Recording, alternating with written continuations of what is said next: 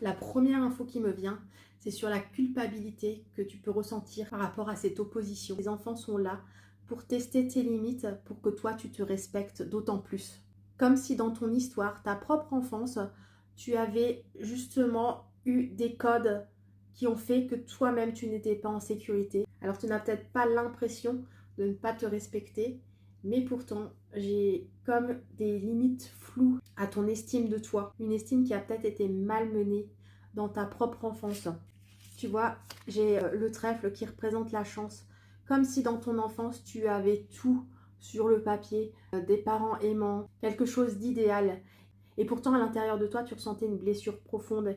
Et ça, c'était inexplicable. Et ce que je sens, c'est que ça a pu créer un décalage avec tes parents qui avaient du mal à te comprendre. Comme s'ils n'avaient pas ton mode d'emploi et que tu avais l'impression d'être une ou un extraterrestre pour eux. Et la naissance de la culpabilité s'est fait là, je pense. Bien sûr, tes propres parents ont fait du mieux qu'ils pouvaient, mais il y a eu une rupture, quelque chose dans ton inconscient qui a fait que tu t'es senti pas à la hauteur. Peut-être que tu as pu te comparer avec tes frères et sœurs, si tu en avais.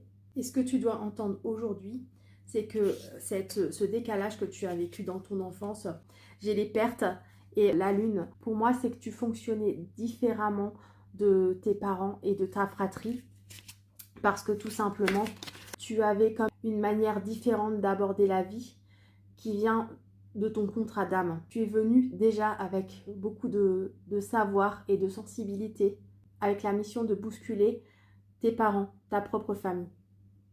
Et pour toi, la création de ton propre foyer, le fait de devenir parent a été pour toi un moyen de réparer ce décalage et cette blessure que tu as pu ressentir dans ton enfance.